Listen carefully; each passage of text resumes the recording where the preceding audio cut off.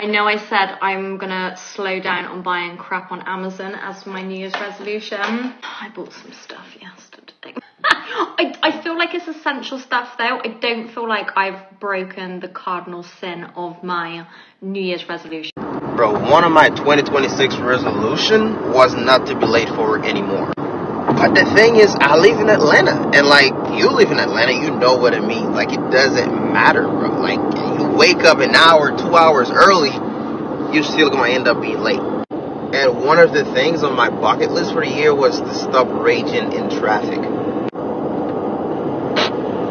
And like, how are we only 5 days into the year, and I am already late 6 times for work? We didn't work on January 1st, but like, it doesn't make no sense. That's just Atlanta power. Like, it is what it is. I said my goal was this year was I was going to post every day, and here we are on day 3. Is it day 3? And I'm already failing. So we're just making a post. Look like crap and all. I've been traveling from Georgia to Mississippi today, so yeah. Anyways, you guys have a good night. Every January, we sit with hope and make promises to ourselves. This will be the year. Then February comes and life slowly pulls us back into old patterns. Not because we don't want change, but because we try to change our lives without changing how we live. Stay with me, because the rest of this video unpacks why this cycle keeps repeating and the small realistic shift that can help this year actually feel different. So unfortunately, you're probably going to fail at your New Year's resolution this year, and here's exactly why. When most people set New Year's resolutions and goals, they set outcome-based goals. Instead of focusing on outcome-based goals, I want you to focus on output-based goals. So here's the difference. An outcome is something that happens after I do the thing, after I do the output. An output is something I can control and I can do on a daily basis. When you only focus on outcomes, like lose 20 pounds, lose belly fat, make more money, whatever your goal is this year, if that thing doesn't happen, or if it happens slower than you think, or if it requires more work than you initially anticipated, you start to lose motivation and you stop doing the outputs, the stuff you can control on a daily basis. When you focus on outputs, like tracking your macros every day, doing your 10,000 steps every day, weighing yourself 7 days a week, whatever it is, then the outcome ends up happening. And so instead of focusing on outcomes, you have to put your focus and attention and goals on the outputs. That way you can get to the outcome. Have you ever heard of an echo goal?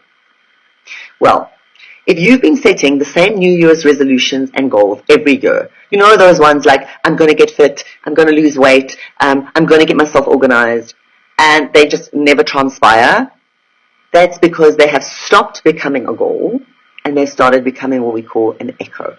Now, an echo repeats itself because it's lacking 3 things. Firstly, it's lacking clarity. Secondly, it's lacking emotional connection.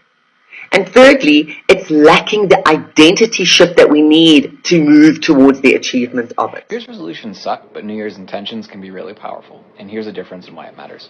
New Year's resolution tends to be a very specific time-bound goal. Like, I want to buy a house next year, or I want to get my dream body next year, things like that. And they suck because no one gets to control when any of that actually happens. You have the power to influence that outcome, the house, the body, the partner, whatever, but you don't get to control it. You don't have the power to do that, but our brains like to believe that we do, which leads into many weird situations where you can go through a year and you are so set on this very specific goal, and life just is not delivering it to you, and you can feel either miserable and despondent because of that, or you can start doing weird wackadoo stuff to try to rush the goal, such as commit to the wrong partner, or try to rush into something that frankly you shouldn't be. So resolutions tend to also distract us from what really matters, and they distract us from what really matters in that they focus us too much on the material world and getting things in external reality, when everything we actually truly really want deep down is a feeling, is something inside of us, right? You don't want a partner just because you want to have a partner with you throughout life. You want a partner because you want to feel deep love and connection at all times. You don't want a house just to own a piece of brick and mortar with your name attached to it. You want a house because you want a feeling of security. You want a feeling of literal ownership, right? So it's always the feeling that we're after. Resolutions distract us from that though, and they focus us a little bit too much on the material. So intentions are a lot more powerful instead, because they are single, broad, feeling-based words that allow allow us to really spin whatever happens to us in the year underneath them. So for example, you might say, for 2026, my intention's love, or my intention's connection, my intention is expansion or ownership. And these words are actually more true to the fact about what you actually want, which is the feeling underneath all of the material things and everything that could happen to you throughout the year in life. You can fit into that, right? Expansion can be literally a new job. It can be new relationships. It can be a house. There's so many ways that could go. And you're kind of dancing with life and with the year rather than kind of setting up a wall against it and demanding what you want. And the other thing I will say about intentions too is like, when we do resolutions, it's often easy to turn ourselves into self-improvement projects and think that there is even a self that has to get improved and there's something that gets added onto us, right? Well, it's actually not true because you're already whole and perfect and complete right now, exactly as you are. You don't need to add anything onto yourself. And even with intentions, when you set an intention for love, it's not like you need to go out and find love or you need to add love into yourself. It's more like you need to break down the barriers inside of you that are preventing love, to steal Ram Dass's language a little bit. So this is rarely ever a project in addition. It is a project in kind of removal and subtraction and figuring out, okay, the potential for love is all around me, but what barriers do I have that prevent me from feeling it? What specific demands have I made on life that prevent me from feeling the love that I am searching and craving so much, or the connection, or the expansion, like fill in your word here. So I hope that helps and just kind of recontextualizes the way that you might plan this year. You might look ahead to 2026. You have New Year's resolutions. There's a reason that you have a list, because you have yet to accomplish the things that you truly want out of this life. I'm going to teach you how to actually accomplish them so that this doesn't become another year where your goals get thrown in the trash. See, most people write their resolutions as things that they want to have. I want to have a better body. I want to have more money. I want to have happier relationships. Sometimes they go deeper into the do, which is a good start. They recognize that if they want to have more or have differently, then they need to do more or do differently. So they say, okay, I want to have a better body. I need to go to the gym more. I want to have better relationships. I need to be more intentional. Maybe read some self-help books, okay? So they know that the do is the cause that gets the effect of having.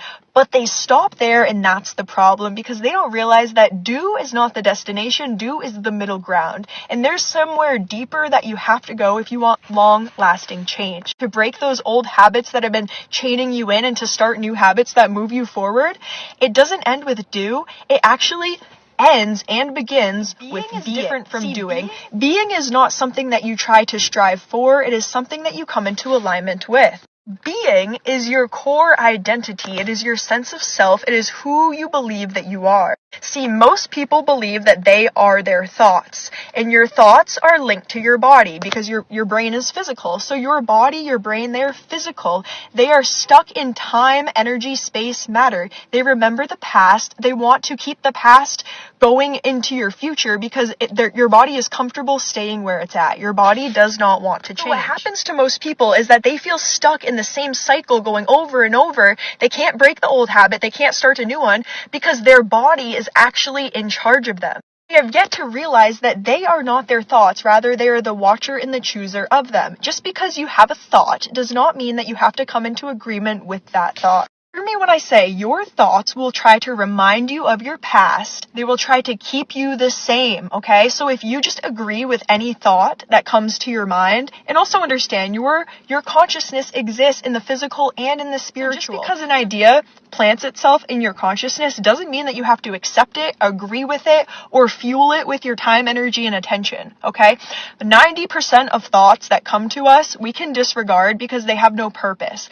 They serve no purpose in truth or reality. They're usually rooted in the past or in the future. There's some sort of made-up imagination. Your brain is trying to get you to take the bait, okay? Stay focused on truth. This is why it's so important to constantly have truth repeating in your mind. Know what you believe about yourself, about the future, about the world. Have something that does not change. If your morality, if your basis and guideline for truth is constantly changing, then you are an unstable person and you can never actually accomplish anything because the foundation keeps moving. In order to have something that lasts, you need to have a sturdy foundation, and your beliefs, your identity, the thoughts that you have about yourself, the world, the future, your family, all of those ideas, they need to be stable. Just because you have a thought come into your mind doesn't mean that you have to take it and let it soak into your identity. okay? Just because you had a trauma in your past and you made some agreement, I'm never going to trust men again, I'm never going to do this again, I'm never going to try again because I don't want to fail. All those agreements that you have made in your past, you have let your traumas be your identity. You take pride in them now. Rebuke that, okay? We are starting new. We are renewing our lives by renewing our minds. It starts right now in the present moment. Become aware of what you truly believe. Come into alignment with those beliefs. Anytime you have a thought that's not in alignment with those beliefs, you speak truth over that thought. You command your consciousness over the body. You are the head of the body, okay? Your thoughts are not your own. If they were, they wouldn't try to argue with you. The very fact that you argue with yourself in your head proves that your thoughts are not your own. Your body is supposed to be something that your consciousness commands, not the other way around. If you feel trapped inside your own life, trapped inside your own body, it's because you've been letting your body take charge when you are meant to take charge. So focus on becoming. Become somebody who is aware of their own thoughts. Become somebody who refuses to come into agreement with any thought that doesn't uplift you, any thought that doesn't get you closer to your goals. Anytime you have a thought that tells you that it'll never work, why even try, or you're always going to be fat or lazy, anytime you have those thoughts, rebuke them. They are not truth. They do not serve you. They are here to steal, kill, and destroy. That's all they are here to do. So stop writing all these resolutions. I want to have this. I want to do this. Who do you want to be? Who do you want to be? Because you can do all the things, you can have all the things, but if you do not become someone different, you'll always feel empty. Those things will not get you what you truly want unless you let the journey towards them change who you are. That's why they say it's not about the destination, it's about the journey. Because without the journey, you would never have that change of character, that change of perspective, that renewing of your mind. It's the journey. It is who you have to become to achieve the thing that makes achieving the thing worth it in the end. Before we get to the juiciest part of the video, I want you to remember this. Goals are results. Identity is the engine. Want to lose weight, write a book, or build a new habit? Don't start with I want X. Start with I am the kind of person who That identity guides tiny choices every day. Here is a simple way to make it real. Pick the identity you want. Choose one tiny behavior that proves it. Maybe 1 minute, 5 minutes, something you can't say no to. And do that same tiny thing for 7 days. Over time, those tiny proofs stack into a story you tell about yourself. And your behavior follows the story. Consistency beats intensity. So today, pick one sentence. I am someone who and do one small thing tomorrow that proves it.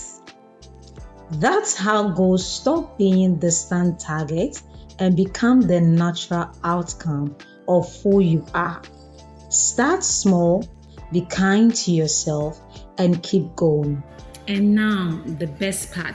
Mistake number 1 that I do not want you to repeat in 2026 ever. Okay, ever.